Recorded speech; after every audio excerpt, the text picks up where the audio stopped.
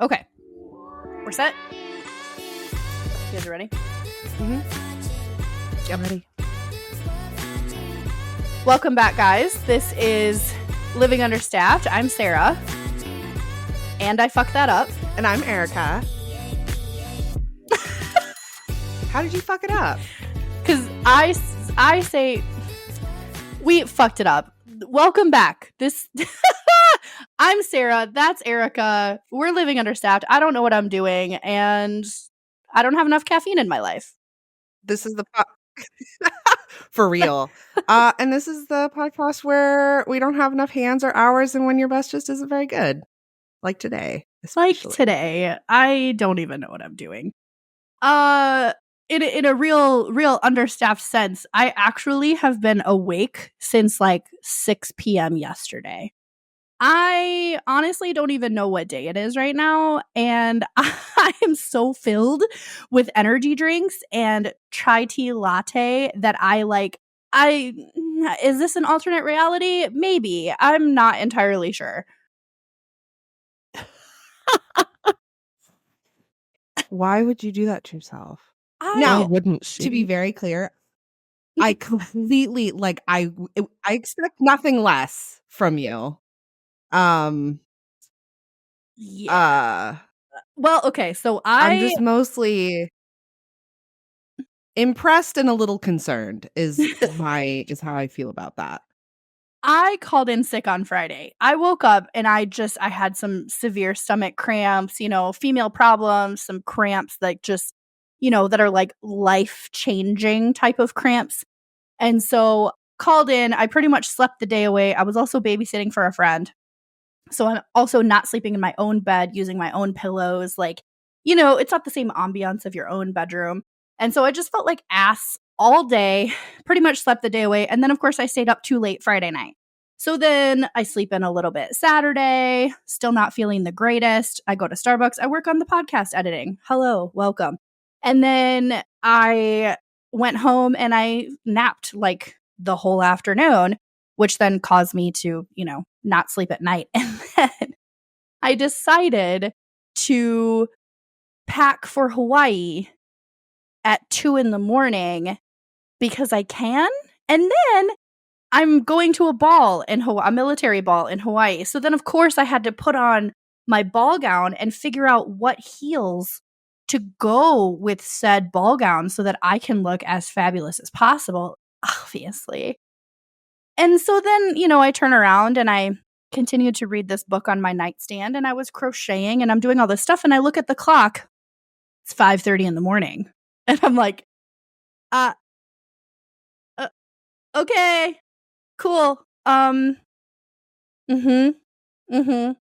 then I took like an hour nap, which was cool. But then I got up and I haven't felt tired. So I'm sure after recording, I will be dead and asleep. Hopefully not both. That'd be great.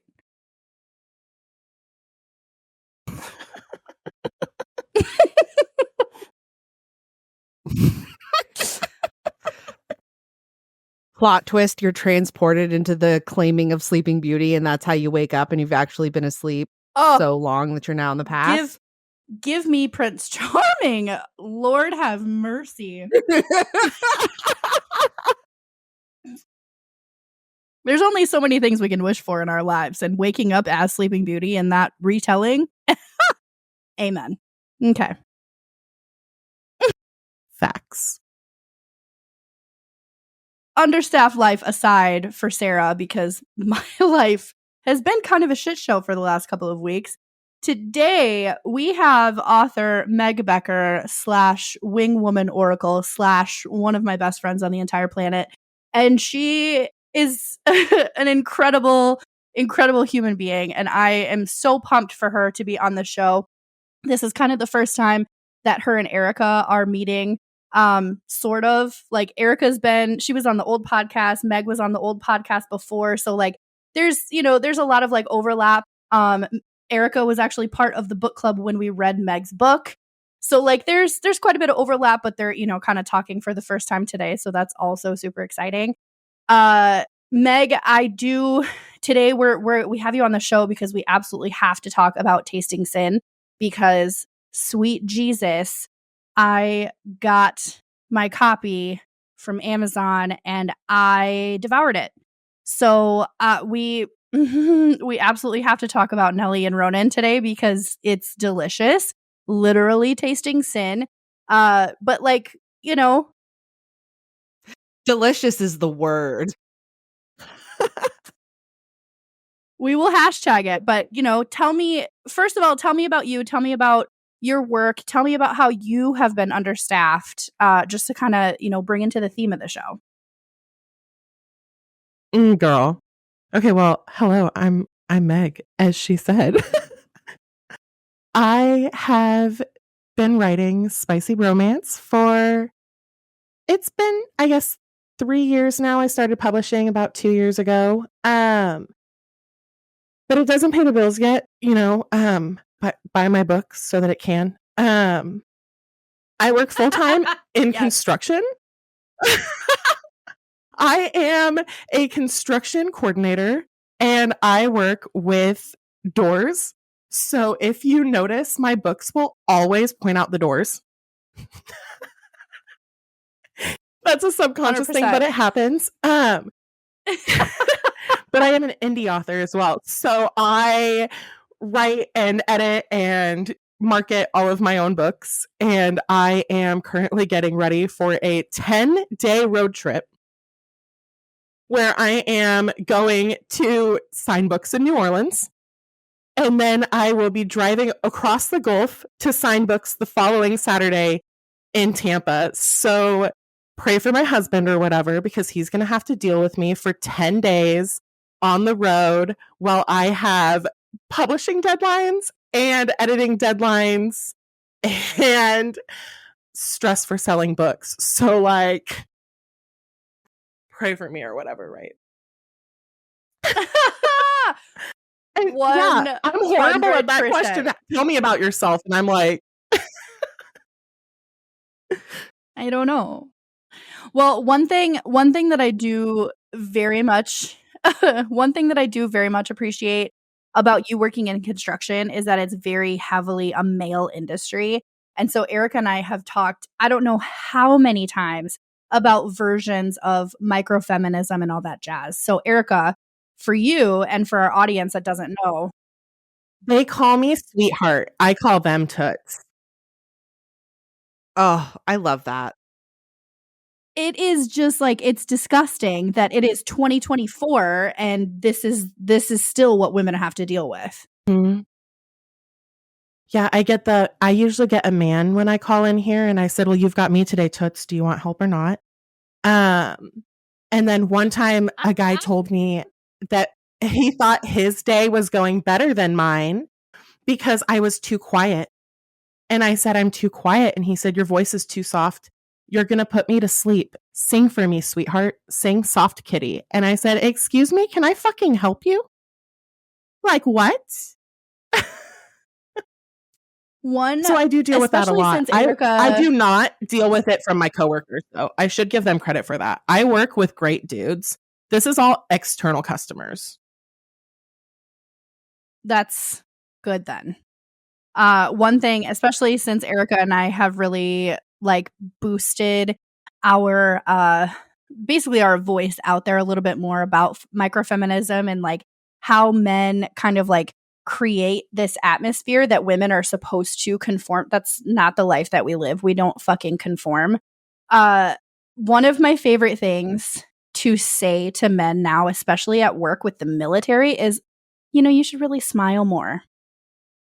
And the number of men that are like, oh, yeah, fuck you. Don't fucking look at me. Like, shut the fuck up. What did you say? So yeah.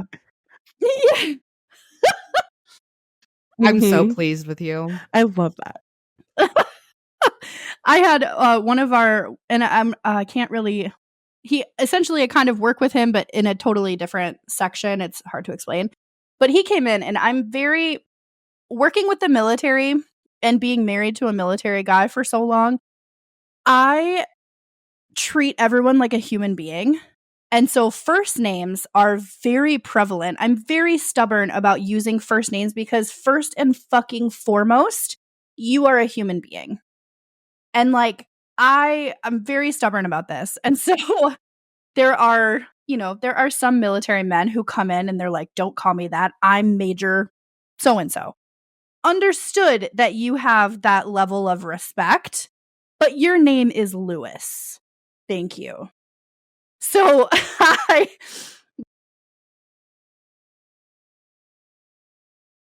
Right. And I'm going to call you Lee because I like names. Thank you. Yes. So this guy we had another person that had come in and was telling us a story about a student. We're dealing with the issue.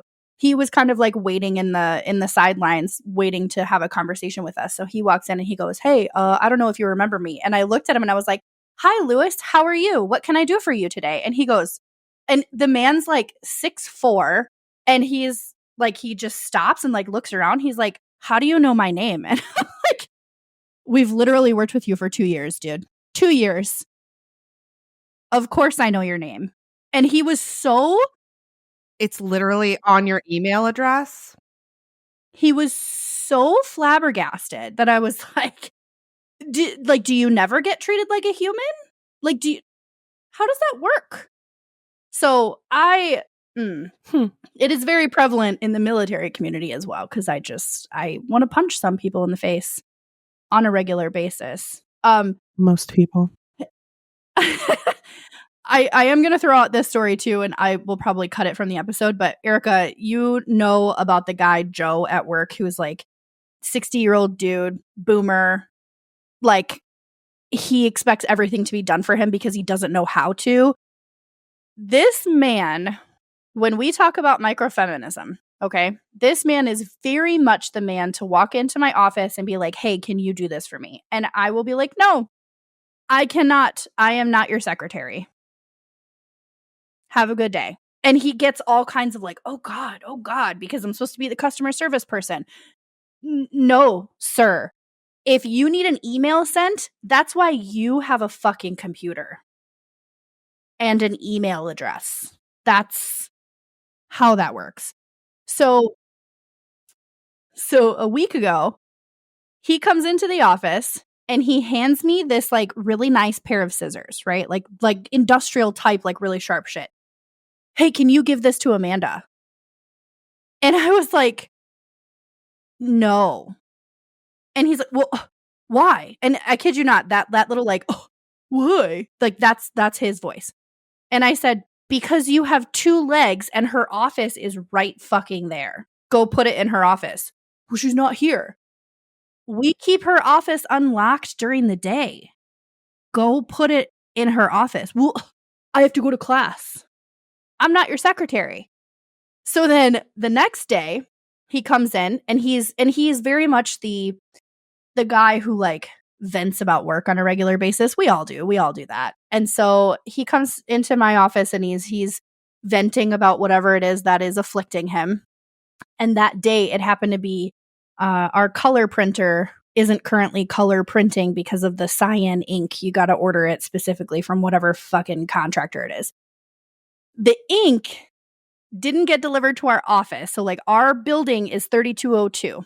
So he calls and follows up, "Hey, that was supposed to get delivered yesterday. What happened?" And the person that signed for it is in building 3201, which is still the same complex. It's just a different entrance essentially to the building. And he's bitching about it because it didn't get delivered to the right office. Now he has to go and now he has to order another one and we have to wait a few extra days. And I said, "Did you call anyone in building 3201? "Well, who am I supposed to call?" "Fucking anyone." Like literally anyone to try to figure out where How the about fuck our ink. the person Yeah. the person And who just he signed Walk for it? down there.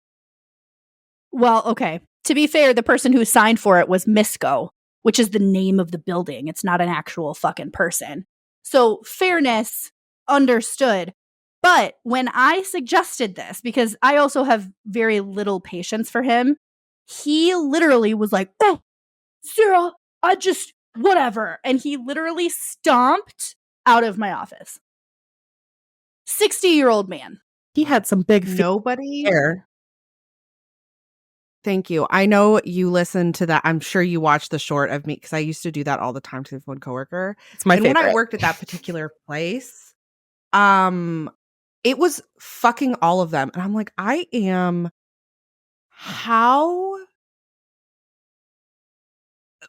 what I find mind blowing is that it's not just them, it's like the whole demographic. Like they were acting like literal children, like little, and they're like cliquey and like it was the whole, I'm like, are we teenagers? Because this is insane. But the amount of things that they would be like, oh, she's emotional. I'm like, excuse. I've worked places like that. What I don't get is how, like, okay, and this is another thing. We talked about this on a previous recording that we were like, men have dictated women's emotions for centuries. For fucking centuries. As long as life has existed. And you expect me to roll over when you are the one who is having big feelings? And I'm just fucking sitting here. What are we doing? Like what? We'll get you what a is happening? vibrator to cure your dysentery. Or your madness or whatever. This. Yeah, it Hysteria wasn't me. I don't want. Yes, definitely make a point to tell men they're being hysterical, and it definitely goes over exactly the way you think it would. Yeah, but yeah, I did not say this, but I love it so much. I don't even know who said it, so I can't even give them credit. But it's like, if you're mad that women are asking for equality, just be thankful we're not asking for revenge. And I was like, oh, I like that. Yes. I was like, I like that a lot. For real, though.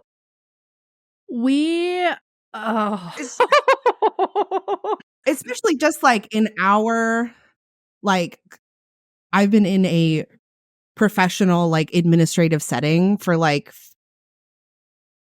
years, 13 years maybe. And like the things that were acceptable to say and do, and even like younger, like, you know, when you're going to a bar or whatever, the things that were socially acceptable to say to me are definitely better now than they were then. And that's only like 10 years. Sure. And we could still get so much better. Like, so when people are like, oh, like, I don't think men realize it's not just, it's so many things. It's so many small things. And it's like, we are in our 30s and we've experienced it a lot. And like,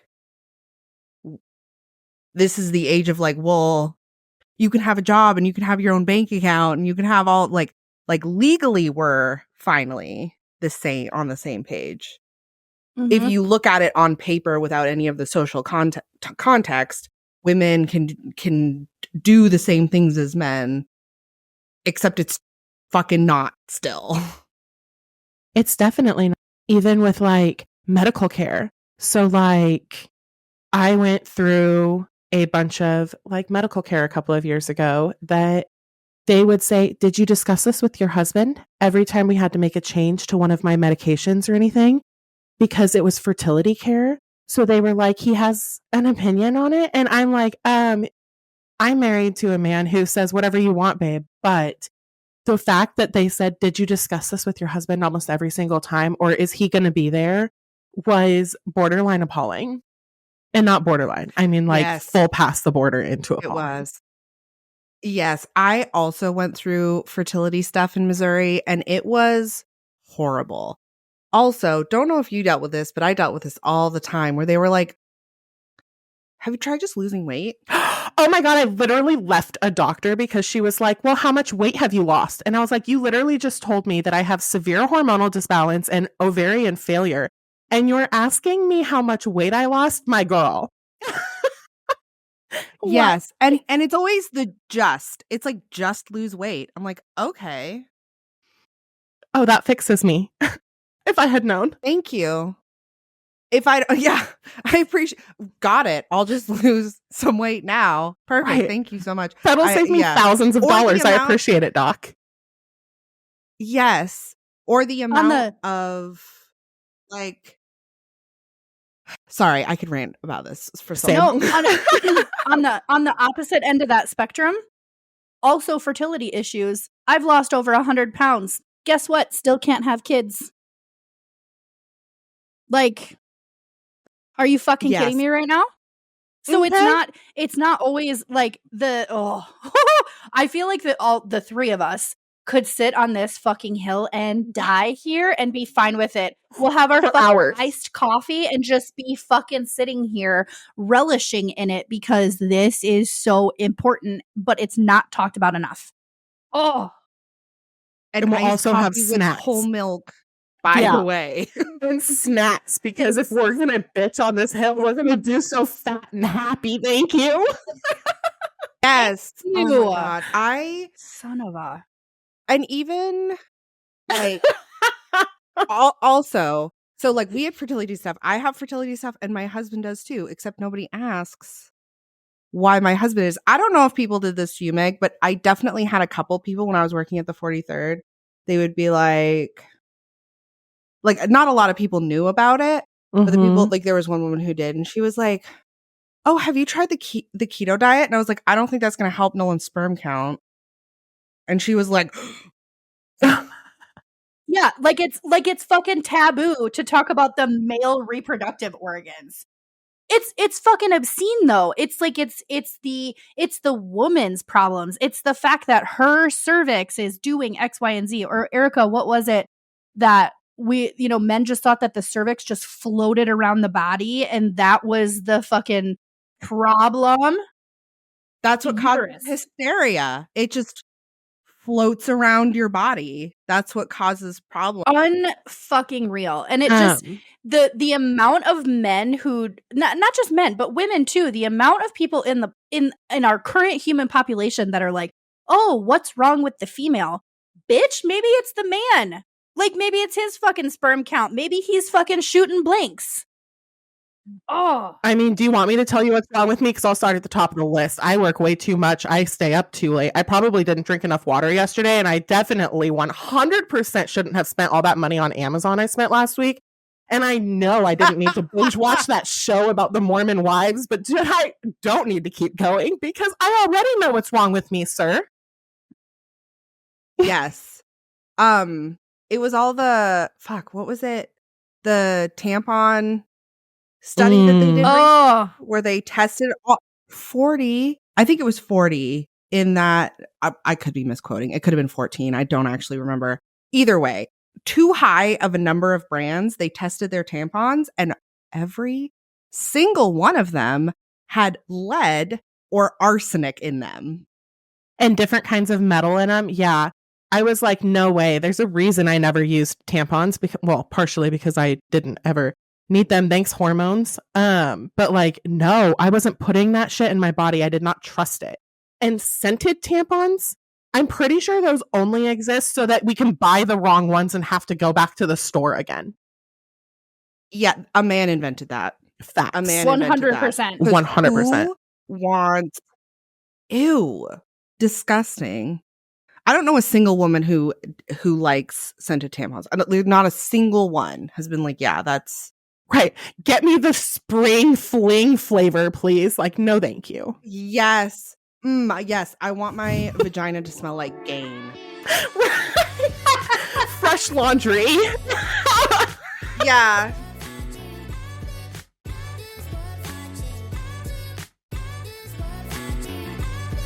Erika, what has been going on with you? What's your understaffed story for this week? I have a couple. So I'm on this weight loss medication. I was on it for a long time, and then my doctor was like, "Well, you're doing really well on it, so let me just take you off because I don't know. And then I went off of it and I immediately gained 25 pounds. And I was like, whoa. And after like fighting with her and being like, it's not just me. Like my weight is not just me eating exclusively Reese's peanut butter cups. Like I work out and I do all of these things and I still hold on to fat like a British peasant from the Middle Ages. I'm sorry. There's nothing I can do about it. Right. Please, sir, can I have some more? So she puts me back. Yeah. So she puts me back on it, except there's a shortage now. So I have to drive all over to try and find a pharmacy that has it. And the problem is that, so I have to call her or like put it in, like, I'll send her a message or whatever. And she'll put it in. And in the like 30 minutes it takes her to put in the prescription, which is super quick. Like my doctor is actually pretty great. It'll be sold out of that pharmacy. So I have to find another pharmacy. And I think it was like Thursday, sometime this week. I get off work late. I drive to Rayford, which is like 20 minutes west of me. And by the time I get there, they don't have the medication. So my doctor puts it into another pharmacy that I called that has it. And they are on the opposite side of town. So I have to drive another 45 minutes to this pharmacy where I finally get it. But then it's like 6:30 or something. And I have dance that night. So I have dance at like 8. So I go to McDonald's because I'm not fucking making dinner. I'm like trying to drive home and I get there and I'm like, this is terrible. So yeah, that was just my whole night. And I'm old. And also I had to stop at a Food Lion because I had to pee so bad. And there's nothing worse than having to emergency go to the bathroom and you aren't near your own bathroom. The worst. Correct. Maybe I'm just old and finicky, but I'm like, and I was wearing heels that day because I wanted to be cute. So I'm like, and then like today I don't have an excuse. I just really like. You got stuck in traffic. Yeah, I got stuck in traffic. That's seriously, that's going to be my excuse forever now because I do it at work all the time. I haven't been able to get to work on time ever in my entire professional life. Ever. Like, I have, and every time I've like gone from a job to another job, they're like, you can't do this forever, Erika. You're going to have a job where you're not going to be able to be late. Lies. Be late. Get that coffee. Because I have been 15 minutes late to work every day. Now, am I also kind of an alcoholic? What? And like show on the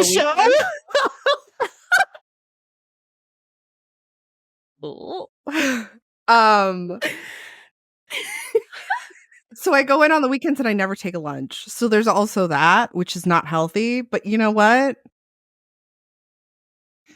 Guess what? I'm never on time to work. And I'm always like, oh, that traffic was real bad. The gate traffic. Gate traffic, buddy. Every day. Gate traffic was so bad. Absolutely that person to walk in with my coffee. Yeah, gate traffic. It was brutal. Shit. Yeah, the traffic my was iced terrible. Coffee. Yeah. The traffic was bad, but I still stopped for this. You want me to have this. I promise. Trust me when I say you would rather me be caffeinated. I like. Right. Trust me. Do you want me to call a customer toots or do you want me to say, hey, look here, fucker. This caffeine determines which reaction I guess. It's either toots or motherfucker. There's not There's no in between. It's not. There's not an option. It's A or B. You got spectrums. Yes. If anyone needs to be caffeinated, it's your admins and customer service. So please. Amen. Or your coordinators. Coordinators also. Yes. Coordinators also. Oh God. I will say, shout out to the last place I worked, the Corps of Engineers. They celebrated Admin Day. So all of us admins, they gave us like gift baskets with like, I mean, it was very clearly like some dude picked out everything, but it was really nice because it was like hand At least soap. they fucking tried. At least they put in the effort. Like, but yeah, it was really nice. And all the guys that I worked with were like, hey, happy Admin Day. We really appreciate everything that you do around the office. Like, you really help us out, which was so nice because I've never worked anywhere where they do that. I was spoiled because my first place did that, and then the second place did not do that. And it was like I just came from somewhere where I was like worshipped and dipped in gold to somewhere where they're like, leave me the fuck alone. And now I work somewhere where they treat me really well, but I'm not an admin anymore. So we don't celebrate Admin's Day. Yeah. I work in a great place, and they used to celebrate Admin Day the first year, maybe 2 years that I was there. This year, completely forgotten. No one said a fucking word. Usually there's a card, minimum. Sometimes we go out for lunch. Sometimes there's flowers. Nothing. Absolutely fucking nothing this year. And then I am going to be a petty bitch for a second, but I will not shout out to the Corps of Engineers because they offered me a job and then rescinded that shit this summer. So I kind of have a fucking bone to pick with Corps of Engineers. So I'm glad you don't work for them anymore. Fair. I do get paid more at my current job, which is why Hey, also we do like love money. my current job. Yeah, I do like money. It's a lot easier to like your job less if you are getting paid more. It's also a lot easier to feed my coffee habit when I make more money. Yeah, I have always followed the philosophy of like, I'm not gonna budget. I just need to make more money. Excuse you. If you want life advice, don't follow Erika. That's not. No, please follow Erika. I am about this. I need unhinged and feral, and that is everything to me. If you want unhinged financial advice, I am your person. Same. Want to have a retirement account? Don't listen to anything that I say. IRA, what girl, book the vacation. Oh. And I'm going to advocate for myself on this one. If you want help with retirement advice and being able to plan vacation, follow me for more. Because That's really correct.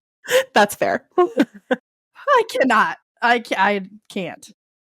To be fair, though, Sarah, you're the only person I know who has their like financial shit together and is also fun. Facts. Aww.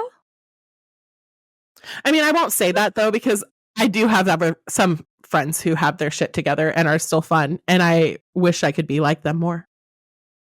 But like Sarah is pure gold, let's be honest. Oh, Absolutely. God. Well, an absolute gem. Rose gold. Let's be clear, it's rose gold. The best of the golds. Because she's already turning pink. So we already know. Ay. Just let us compliment you. Right. Take it like a good girl, Sarah. First of all, don't attack me on my own show.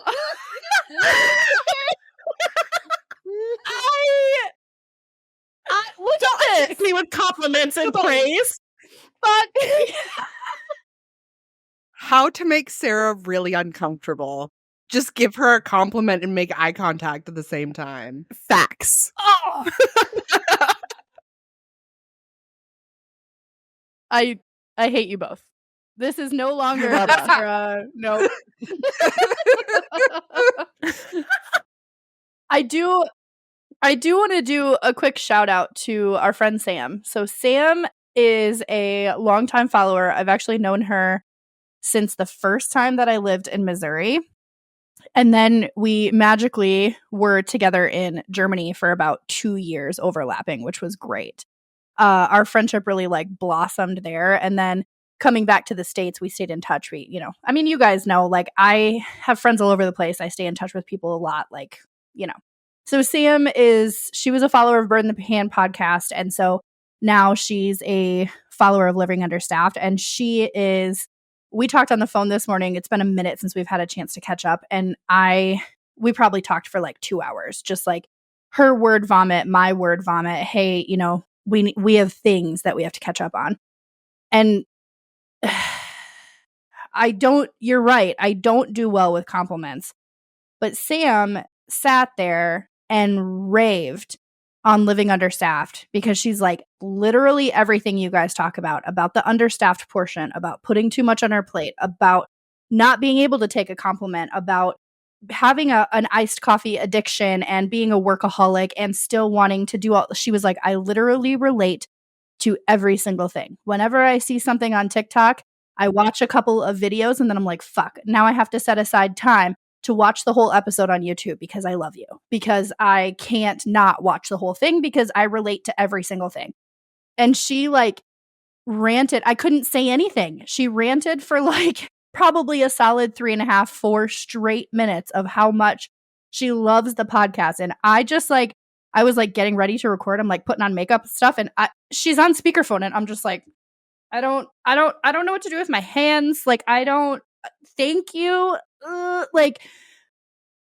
So I told her that I would do a quick shout out on the show because she is amazing. She is a good person and she absolutely understands this whole, like, we ourselves are living understaffed. So Sam, thank you. Cause I don't know how else to thank you. Cause I don't know what to do. Yeah. That's so sweet. It's amazing. And so It is sweet.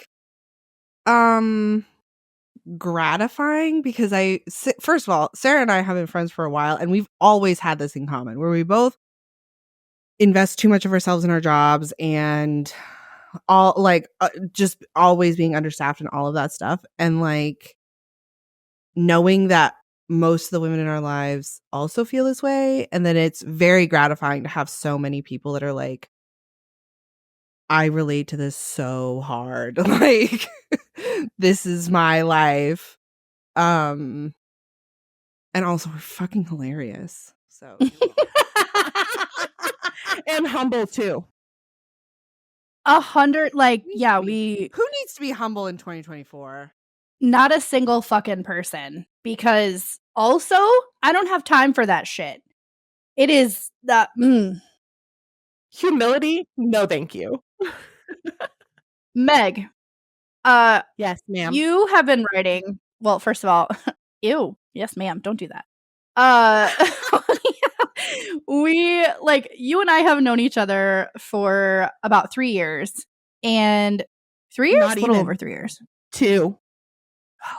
2 fucking years. So Meg and I actually met. I love that you know that. I feel like a piece of shit for not knowing that. So can I be thanks for honest knowing that I only for know me. it because we met the weekend after The Butterfly Effect came out, and I won't forget publishing my first book. That's so like I know the day we met. Okay. Well, I'm going to let you own that because I clearly don't know anything. We met at the Between the Pages writing conference in Springfield, Missouri. It's the first writing conference that I had ever been to. I published this journal. Like, it's a long story, but she and I met. And Meg, I'm going to let you tell the story, but I need the people to know that I saved your life. You're welcome. So once upon a time, there were these 2 girls sitting at this little table in Springfield, Missouri, in a conference session about writing productivity. And we were talking about sprinting, where essentially, this is a method I use to write all of my books. You start a timer for usually 15 minutes. We did 5 at this conference. And you write as many words as you can. And then afterwards, you see how many words you wrote. And it's just kind of a good way to encourage you. So we all did that. And afterwards, this woman says, "Excuse me, can I share something?" And the session leader says, "Yeah, of course." And we're all sitting here thinking she's going to share this little excerpt that she wrote in 5 minutes. It's 5 minutes. You can't write that much in 5 minutes. Like, even the best of us cannot write that much in 5 minutes. So this lady goes, yeah, of course, and lets her come up. And this woman stands up and she goes, this is the story about how I scared Stephen King with the ghost of Elvis. And yes, Erika, that was our faces too. We go, I'm sorry, what? And we're listening. And this woman starts talking about some unhinged shit. If we're talking unhinged. But let me tell you, when she started singing, there was not a face in this place that did not look horrified. So anyway, she talks for a hot minute and then she stands up at the end of the session again and says, I'm going to go to Burger King for lunch if anyone would like to join. And everyone's like, no way. No, hard pass. We walk up to get a business card from the woman who ran the session.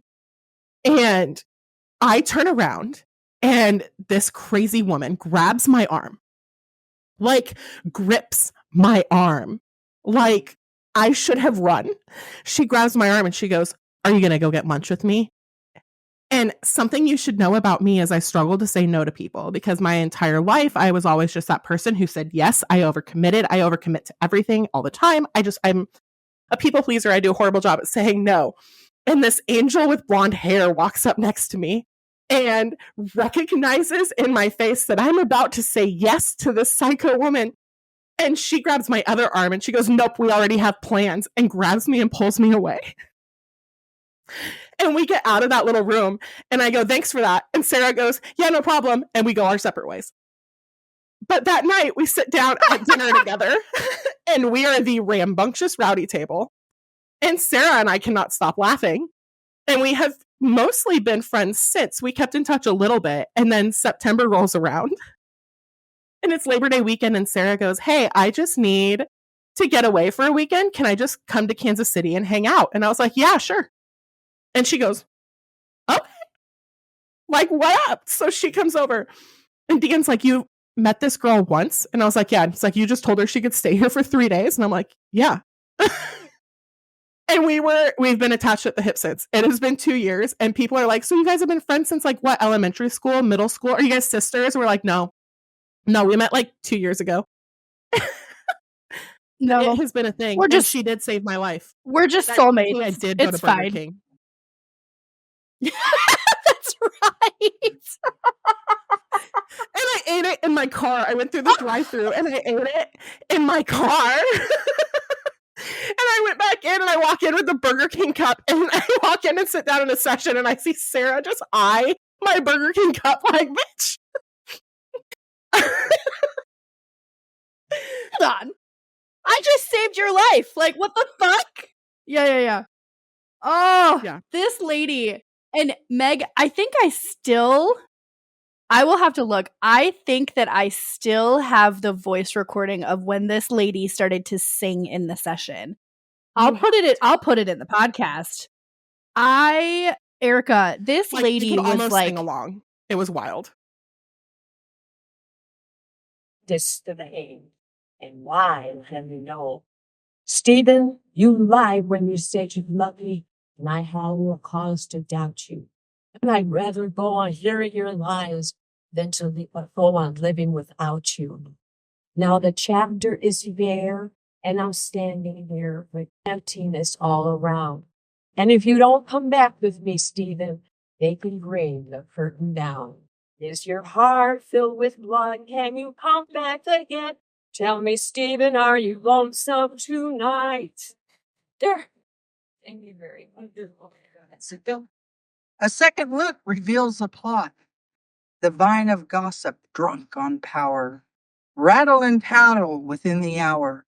Revenge could not be sweeter than death to a deceiver. Wait a minute.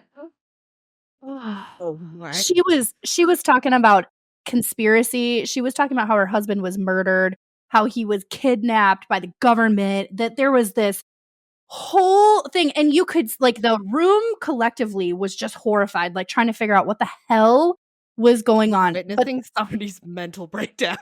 Well, and yes, she said, and this I've written so many books and none of them get published because the government won't let me publish them because it gives away too many secrets. So the government keeps stealing my books.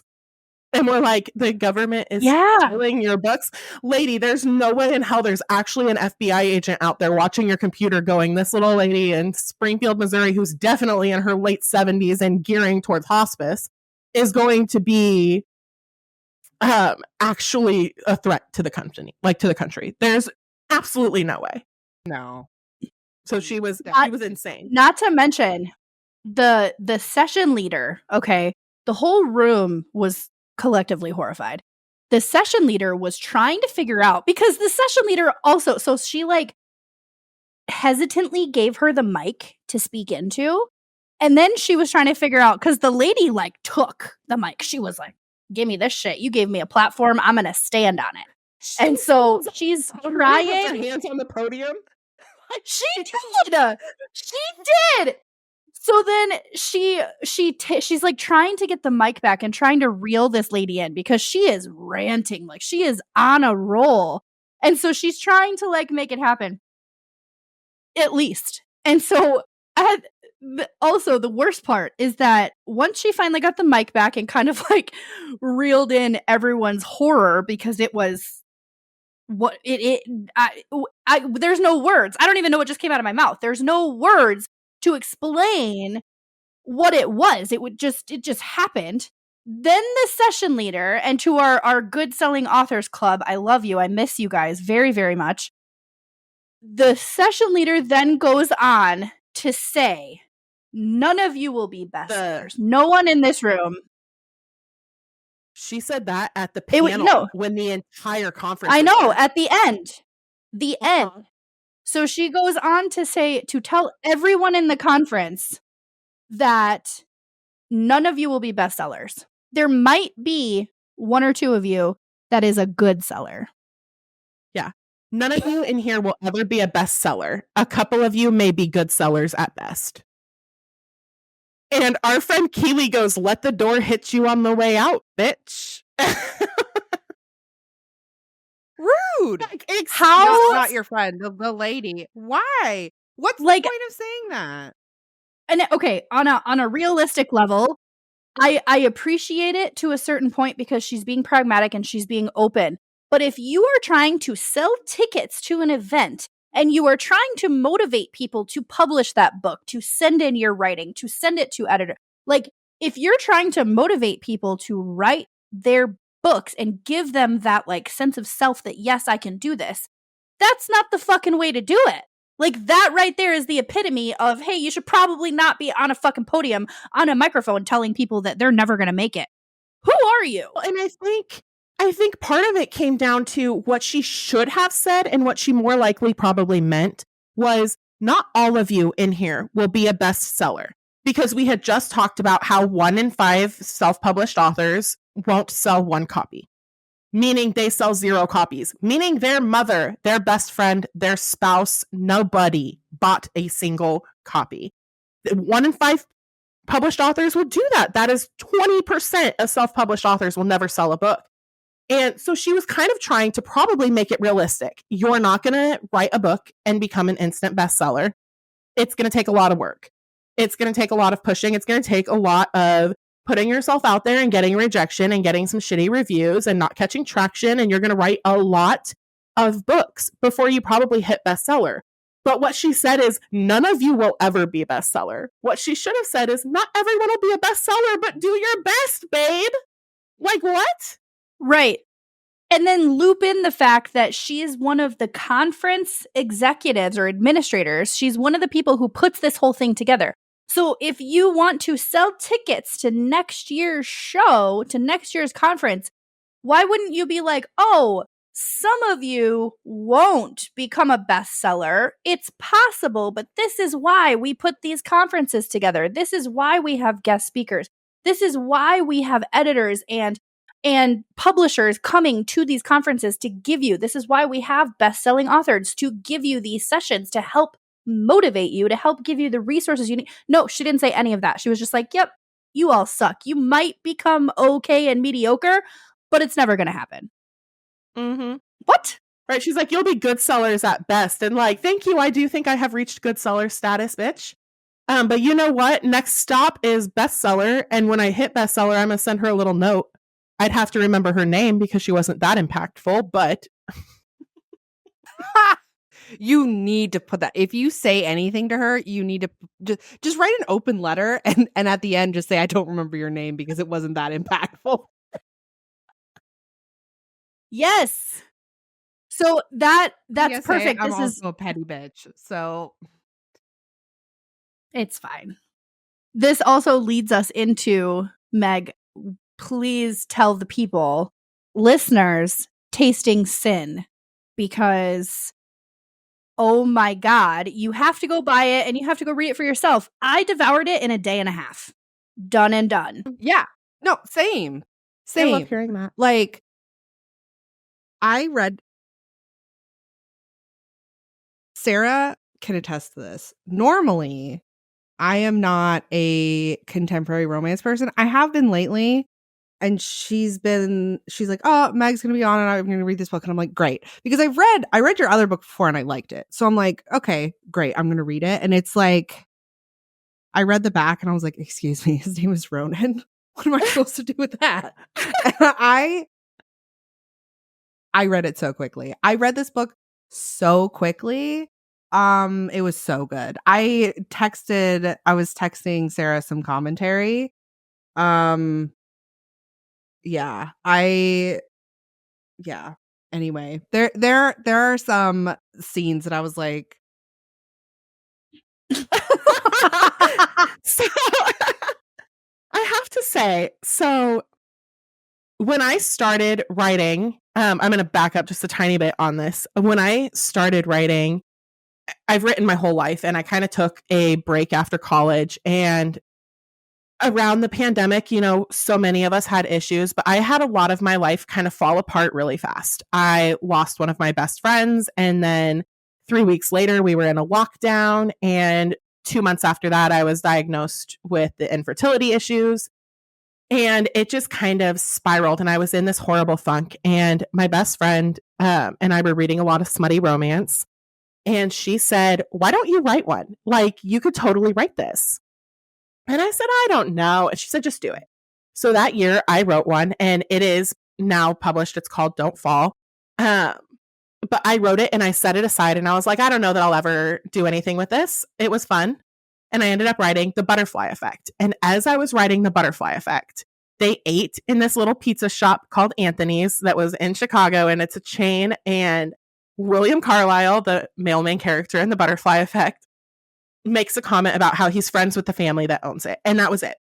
But in my head, I was like, oh yeah, there's Ronan and there's Jaco, and we've got Anthony, because of course Anthony has to be Anthony's, right? So we got Anthony.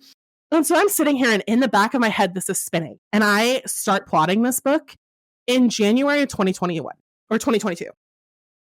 And then I was like, I'm going to write this next. No, because Andy demanded her story. And then at that point, there was Katie, and she needed a story. And then at that point, I was like, oh, I loved Don't Fall so much, I have to publish that. And in the process of rewriting and publishing Don't Fall, I wrote Don't Stop. And now here we are 9 books later, and I'm finally publishing this book that's been my brainchild for 2 years. And I say all the time that I struggle to pick my favorite main characters. And I have to say these two might make the top of the list. Ronan, very much so, makes at least top 2. Because I love his don't hurt her or die. And the same way he's like, yeah, let me get a couple more of those cupcakes. And I giggled at myself while I was writing the macaroon scene. Because I was like, he's going to eat these fluffy little cookies and be like, I like them. But he's going to be real hard and he's going to kill someone. I love it. I really loved it. I'm so glad. I did too. And like, all romance readers have their favorite tropes. And my favorite trope, which is very underutilized in my opinion, is the like older brother's best friend trope. My favorite will get me every time. Every My favorite. time. Thank you. I know enemies to lovers is having a moment. Fine. Great. Mm. That's not a bad trope either. No. But older brother's best friend will always get me. I don't care how. That is one of those tropes where it could be a genre that I normally don't go for at all, and I will read a book if it has that trope in it because Same. it is the best. Yeah. I love it. It's one of my favorites, and it's one of my favorites to write. And I was like, am I writing too much older brother's best friend? Because I did best friend's older brother, and then I did older brother's best friend, and then this one is older brother's best friend. And I was like, no, I just love it too much. I don't even care. I'm going to keep doing it. Yeah. I love that trope because he's like inherently protective, but like also wants to devour you, but also knows that as soon as he devours you, he's breaking this pact he has with his best friend, but he can't resist you and he's going to do it anyways. And the way he just spreads her open on that counter kills me. Oh, that's the scene that I texted Sarah about. I was like, can we talk about this, please? Yes, because I'm reading it because I'm a terrible person, and I'm like reading it on like while I'm out doing stuff because I'm like I can't just like put it down because I'm reading it on my phone, and I like the worst part is that I have a Kindle. Anyway, I have two, and I still I'm use reading my it phone. on my I hear phone. you. I use all of them. It is bananas. I will be on the Kindle app on my phone, or I'll be on the books app on my phone, or I'll be using my Kindle, or I'll be using my iPad on the Kindle app, or I'll have the physical book. It's disgusting. Yeah. And I'm not mad about it. No. Yeah. Am I going to stop? No. Never. So I'm in line at like the pharmacy and I'm reading that scene and I'm like, my facial expressions have never had an inside voice ever. So I'm just like, yes. You know, the whole like when you like there's a whole bunch of memes out there that are like, oh, she looks sweet and innocent and she's reading a book and drinking coffee. Oh, how cute. But then what she's reading is like bondage and like all of this like serious erotic, like delicious. Yes. So that's how I felt. Like I went to so I feel like I've talked about this before, but usually after work I go to Starbucks to either work on podcast stuff. I do virtual assistant services. Like Starbucks is like my focus place because if I stay at my office and use the free Wi-Fi there, I will just work on office stuff, not my personal projects or my other job. If I go to my house, my bed is there. So I will choose to nap over getting actual productive things done. So I go to Starbucks and then there's always coffee or a snack or whatever. And I have like my little table. I do have a Starbucks story to tell after this, which has to do with like women supporting women, which I really love. But anyway, so I was laughing at myself because I had my iced coffee, I had my iPhone, I had my iPad and my MacBook out, and I'm sitting at Starbucks. Basic white bitch shit. Hello. But the book that I'm reading is Tasting Sin, and I was reading that scene while I'm sitting in Starbucks having this realization that I am that, oh, she looks like a nice girl. And I'm just like, my eyes are like big and I'm like biting my finger like, oh, okay. And then like, oh my God. And I know I'm blushing. God knows I'm fucking blushing reading this. And I'm just like, this is, thank you. So so good. And I want to say, Erika, do you have a favorite character in this book? I think my favorite character was her best friend from like the very, very beginning. Yeah. Cause she was like, I don't know, just like throughout the whole thing, she is like Nellie in that she's very like no nonsense, but also like, I don't know. I just really enjoyed her as a character. And one thing that I really liked about this book is like I love side characters, first of all. Love Me side too. characters. Love it when side characters get their own like story. So like the cat, I'm all about it. Like every side character, I'm like, this is great. But sometimes side characters can be like one dimensional. And none of the side characters were at all. Like they were all very real people with their own personalities. It wasn't just like stereotypical main character's best friend. Like you could imagine her having a whole life outside of the story. And that is one thing that I just love about all of your books, but specifically this one, I feel like did a really good job. Well, Ava does get her own story, so it's just don't think I didn't notice her having a little. Yeah, don't think I didn't notice that little tingle in her eye when the little security detail came in, that she was like, "Oh, wow." Yes, I know. Oh. At the end of the book, I was like, yes. they were by themselves together for a week. Oh, was and now she has another. No, never mind. I'm not going to say that because I don't want to spoil it. But I'm like, well, and I will say my favorite character, which might be a little unconventional, but my favorite character in this book is Ida at the nursing home, because she is like the no nonsense friend that's just going to tell you how it is, because she's hit that age with zero fucks. She cares less what comes out of her mouth. So the girl that's coming to hang out with her every now and then and play checkers, she's going to tell her, "You're being an idiot. Oh, that man right there. Oh, he's handsome and rich. Go get him." Like, I loved Ida. I loved her so much. And like, she's just like this sassy old lady. And so the one quote, what did I wrote down? So she knew that Ronan was right for Nellie. And Nellie at one point, it was when she came back after like a whole bunch of shit happens, right? So Nellie says, "Well, he lied to me." And Ida says, "Was it for a good reason?"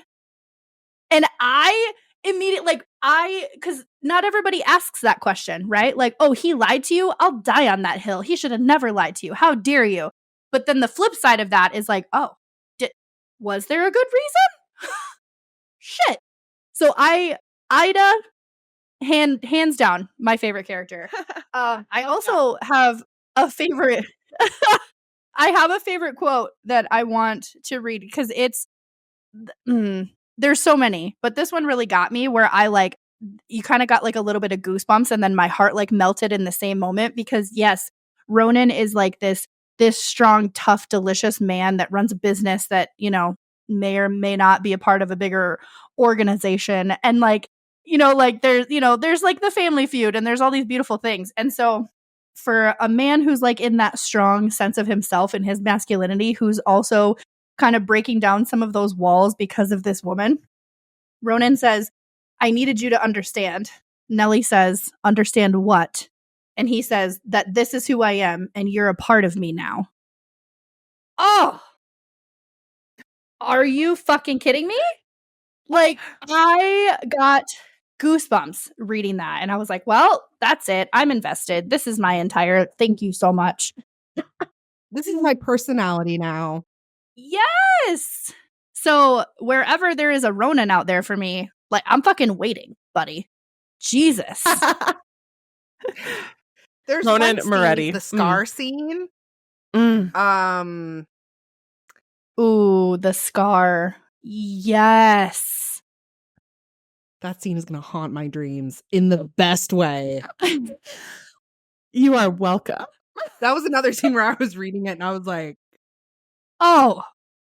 Or like, because you can just imagine like how sensitive it is, right? And she's got her tongue doing what she's doing. And it's like, ma'am, excuse me.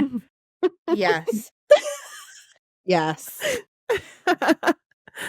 And I also like in a writing like mechanics sort of way, like I really like authors that can describe things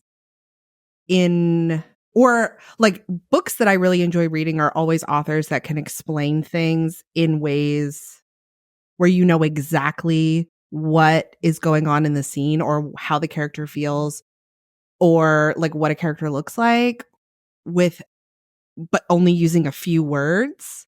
So like that scene, like when you describe the scar, it's not super long or wordy, but you know exactly how both the characters feel and like the importance of that scene in the character development. Like you, as the reader, you know exactly why that scene is important and like how this level of intimacy, especially for Ronan.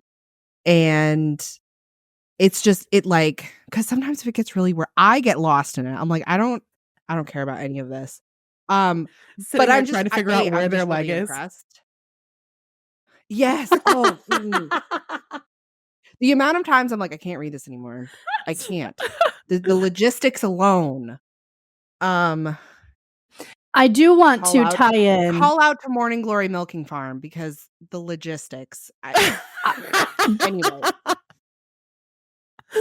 I do want to throw out there, and Erika, we have an episode that we'll have to record about this, but we have brought it up in conversation before about terminology used by some authors.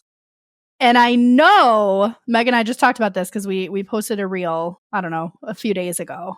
And her seam is something that Meg has used in her books before. And so I want to bring this up because she kind of called her. She said in her reel, she said she hates milking. When you say milking, like her pussy milked his cock or whatever. And I use that in so many books. And it made me laugh so hard. So I was like, I'm so sorry. But I told Sarah, so when I wrote my first book, when I wrote The Butterfly Effect, I had a couple of friends read it for me. And one of those was one of my best friends and her husband. And he gives such great feedback and he's so thorough. And I was like, I'm going to love having you read this. And there's a scene where Jules is bent over her boss's desk. And I describe her panties as being damp. And he crosses it out and he goes, use the word dewy. And I went, dewy? Like, that is horrible. And he goes, no, hear me out. You know, you picture like your grass in the morning and it's dewy and it's got this glow and it's sensual and it's lovely and he describes it. And so I go through and I'm editing this novel and I go, you know what? For you, my dude, I am going to put dewy in there. So I change it to dewy and I submit it to my editor. And as she's reading through it, she gets to that point, she strikes it. And sometimes she'll change a term and she'll tell me, or she'll point out a word that's like problematic or something. Like I use "you're driving me crazy" a lot. And she's like, stop using this. And I was like, you're right. I'm sorry. Or like I'll use the term bitch or the term pussy or something. And she's like, that's really offensive. And I was like, you're right. I shouldn't use that. Unless I'm trying to be genuinely offensive, which I will leave it in there at that point. But she strikes dewy and puts, nope, don't like that. Yes. So I got rid of it, but I did put it in my acknowledgments and I tried to put it in there for him. God. I also came from, I've said this on the pod so many times, but from like 15 to 25, I read exclusively grocery store romance novels, like Regency and Highlander romance novels with like the Fabio covers. Yes. Absolutely no shame in my game there. So all like there are a lot of terms where I'm just like, I will also say they've gotten so much better. They've gotten so much better. Like just say it. Just say it. Just say like cock. Do not say velvet wrapped steel. Velvet wrapped steel. Oh my God. I work with some of the best guys that are out there. Okay. And there are 3 of them that are kind of friends. And a couple of them have read my books or they know about my books. We joke about it at work or whatever.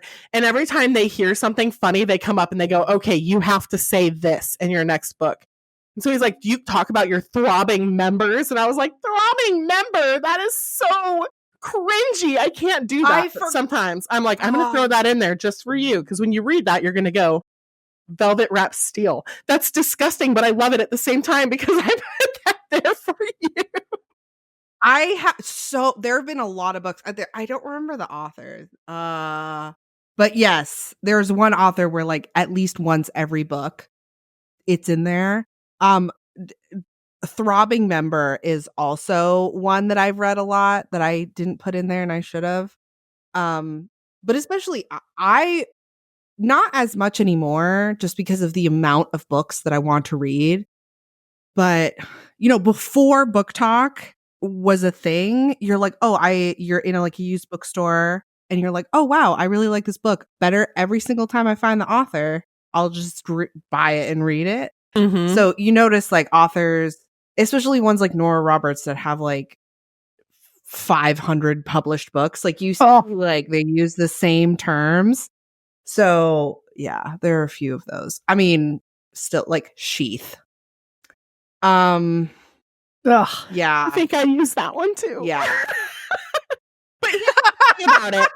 So like something we learn as erotic, spicy authors in general is that everybody has their own words they don't like, and you're never going to satisfy everyone. Because some people are like, I hate the word pussy, or I hate whatever. And so like generally I try to stick to just using the term for it, but sometimes you can't. Sometimes you say pussy 8 times in a paragraph and a half and you're like, okay, this isn't going to work. She's got to have like a slit or something, And there's never going to be a chance to satisfy every reader. And so we do have our terms that we go back to that kind of ick us the least. Like the word moist doesn't bother me, so I will use moist in my books, but I know how much that bothers some readers. But like I go with it, and I use the term damp, and I use sheathe, and I have, I've had to use milking. So like you use these terms knowing that there are going to be people who go, ooh, but then there's going to be those people will usually read right past it. If the rest of the paragraph or scene is good enough, you can usually look past those words, but sometimes you can't.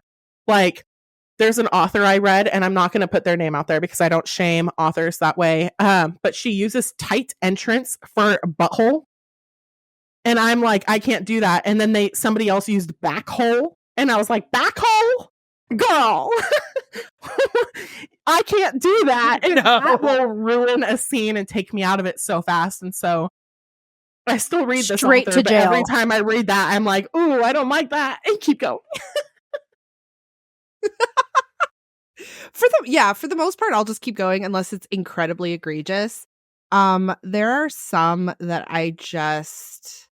Also, another thing, as a person that read romance novels from like early, like there's a noticeable difference in the ones that were written in like the 80s to the ones that are more written now, because I don't know when it happened, but like there was for a really long time, clits were not even mentioned. Like they were not even a long time. Yeah, and then when they started talking about it, it was like her pearl of pleasure, and I'm like, can we just say what it is? Let's be honest. Because that's when it ridiculous. started to switch to women writing romance and not just men. I don't know if you've read anything. Or women, at the very least, women editing romance novels. That too. See, I like to think, there's an author I follow on Twitter, and I can't remember who it is, but her profile, or she has a tweet somewhere that says, I tell people I write romance, but the woman gets off every time. So really, I write fantasy. And I laugh every single time. Oh, I love that. Oh my God. Because it's so good. And in one of my books, I literally have the girl not get off because she's with her boyfriend and he like is going and she's like, oh God, just like that. So then he switches it up. And then she finally gets there again and she's like, oh, please don't stop. So he speeds up. And she's like, not like that. God damn it. And so like she gets mad and like, please don't stop or whatever. And he finally finishes and stops. And he's like, that was amazing. And she's like, well, for one of us. And I gave that to a friend and he read it and he goes, okay, that's unrealistic though. And I started laughing and I said, no, sir, because no, it's not. Woman who reads this is going to go, hot in there, girl. Every woman is triggered because the number of men who do that are like, oh, I'm gonna step it up. No, motherfucker, I fucking told you to not stop doing exactly what you're doing, and then you do it, and then you stop.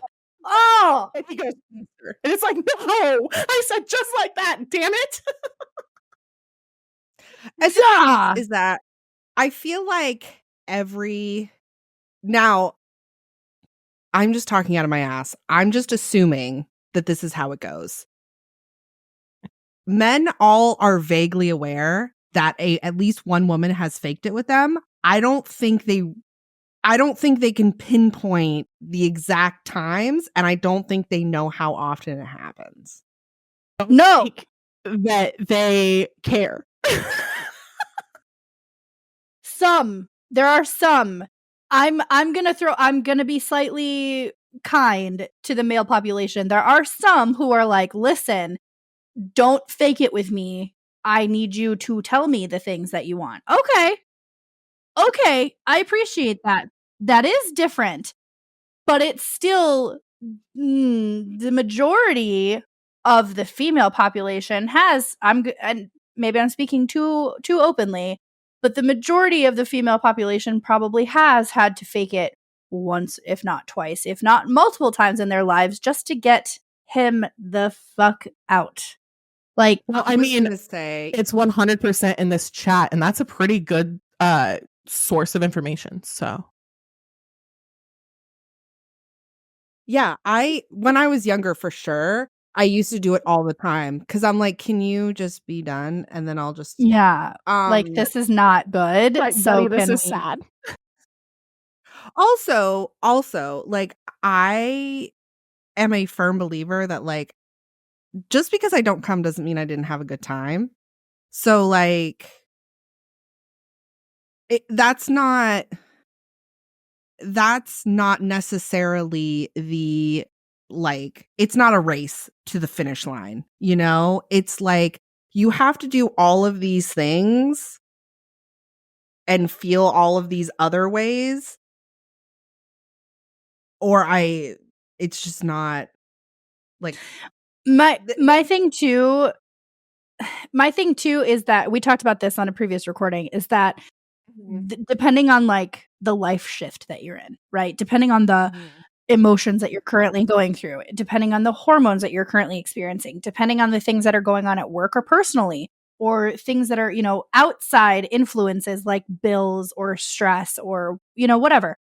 There are also times that it's just not going to happen for me, or the frustration level is so hard that like it's going to happen real quick and then I just want you to leave. Sometimes there's that happy medium, and sometimes it is polar fucking opposites. And like, that's also, to me anyway, my impression is that there's a lot of men out there that don't understand that, because it is a little bit sometimes easier to just masturbate.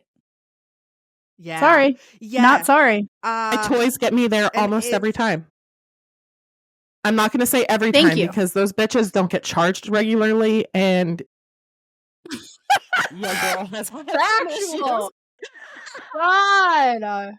When my girl dies in the middle, I get outrageously angry, and not even just with myself. It is my fault that she's not charged. And I'm like, how dare you? I was close. How dare you? And then it'll be like days later. Dignity of it all, where like you're like, what?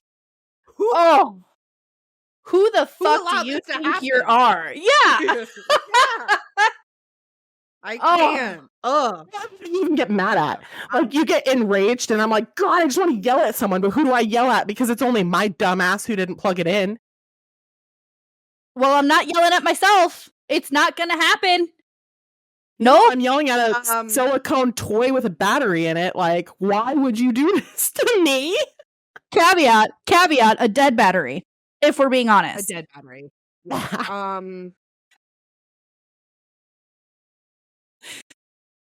Let's this is the perfect happy note. I love this so much. So also one of the things that we talk about on the episode is what we're reading right now. Yes. Meg, do you want to go first? Yes, I do. So I don't get to read very often because I write a lot and I try not to read too much in my genre while I'm writing because I'll end up comparing what I'm writing in my rough draft to a beautiful final product. But I'm allowing myself some time to read right now because I'm reading the Strawberry Ridge series by Eliza Black. And she's a good friend of mine. So I'm finally picking up these books because she just released the second one recently. But Homeward Love is delicious. And like, I will send you a link if you want it because it's so good. And it's only the start of the series and it's going to be like 7 books or something. And I'm absolutely in love with the small town romance thing. And she's super spicy. So I'm on her mailing list and it's like the excerpts and stuff that she puts out are amazing. So 100% she's so good. Yeah. Erika, what are you reading right now? I'm still reading We Should Be So Lucky by Kat Sebastian. She is one of my absolute favorite authors. She's the one that wrote A Soldier's Scoundrel. She also is one of the very first authors that started reading like LGBTQ books, like in like Regency and like historical romance, because there were first of all, let's be honest, that wasn't even a thing until like I didn't see a book like that in Barnes and Noble, for instance, until maybe very recently, like within the last like 5 years maybe. And she's been doing it for maybe like 10 years. Maybe. And I've read all of her books. She self-published some books and then she has others that are published by like Avon. And You Should Be So Lucky is her most recent book and it's great. It's like she knows how to do a good slow burn romance, which is what very much what I'm into.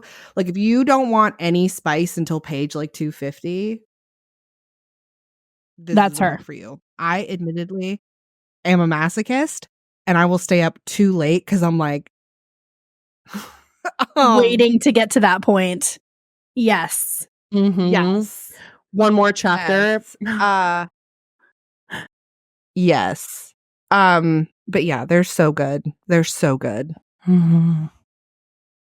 I am in the very beginning stages of The Midnight Feast by Lucy Foley. And like I listen to a ton of audiobooks because I'm always on the move and I'm multitasking, which as far as I subscribe to a couple of LinkedIn writers and one posted a couple of weeks ago about how multitasking is terrible for you. That's not how I live my life. I will not apologize. Like no. Like when I read at night before bed, this is how disgusting I am. When I read at night before bed, I have music playing on the speaker that I'm singing along to on a regular basis. It's not very loud, but it's just something. I'm reading on my iPad or my phone or the physical book. If I'm reading the physical book, then I'm also playing a game on my phone. And Meg, you know what game I'm talking about, that brick breaker thing. I'm on like level 3800 thing. Yes, can't stop, won't stop. If I'm reading on my iPad, I'm also playing a game on my phone and usually crocheting at the same time. This is who I am. So, audiobooks do a lot for me because I can be driving, I can be cleaning, I can be in the shower, I can be working, I can be coloring a book, I can be like, I could be doing a lot of things. So audio books are like my go-to. This one came up as a suggested read. And what got me, the first sentence is from People magazine, and it says, Irresistible, Blair Witch meets the Fire Festival. Okay, sold. The last sentence is a review from The Guardian saying Agatha Christie for the Instagram age. Sold. So yes. So I don't even think I finished the first chapter yet. Some Agatha Christie. Right? I don't think I finished the first chapter yet, and it's just so good. I don't know. You have to send me that link. I will. I have read something by her before, and I can't think of the title of it, but she's great. The Guest List is one of her top, and The Paris Apartment. I read. Mm-hmm. Yeah. What is so? This is called. Hold on. The Midnight Feast. Okay. So we're in it to win it here. I love me some audiobooks, especially ones we kind of talked about this on a previous episode, but your girl has a thing with voices. If the narrator is good, I am good. So thank you. Quote it. Yes. Done and done. So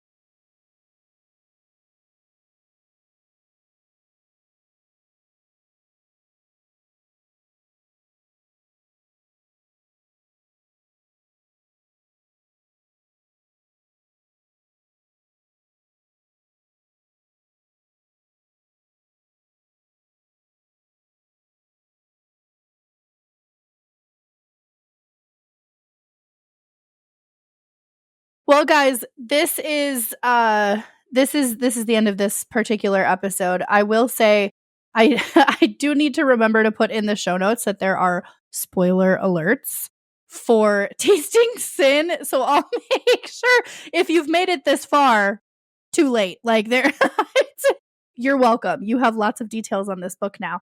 But Meg, I do want to know obviously just a few. Listeners are going to want to follow you and figure out where you're at. So by all means, tell us where's the best place to reach you. So Instagram is probably the best place to hit me up. I am on every single social media platform, though. I am on Instagram. I am on Threads, Facebook, Twitter. I am on Blue Sky. I am on everything. You can find me at author Meg Becker. And I have my newsletter, which is a good way to keep in touch with me. That can get you on my ARC team. That can get you all of the sneak peeks. I just sent out a couple weeks ago the first 3 chapters of Tasting Sin for free to everyone on my ARC list or everyone on my newsletter list. So you can join that from my link tree. I'll give Sarah and Erika the link so they can have that for all of you. And yeah, stay tuned. I just announced my Christmas novella. We're going back to Hazy Cove on the Pacific Northwest, and we are going to follow Bridget and Wade through their forced proximity in the mountains, and that's partnered with Eliza Black, so she will also be releasing a Christmas novella that is going to be called Seduction and Snowflakes, and hers is Sin and Sleigh Rides. So pre-order for that is out. That'll also be in my link tree and coming out in November. So hang out. We'll be around. And for those of you that need any kind of update, I will be spending New Year's Eve with Meg as a tradition, like we have for the last 2 years. As always. So we will probably do an update episode in December or January sometime to just, circle back and check in. Heck yeah. Which is great. We're also absolutely here for shameless plugs on this podcast. Life is too short.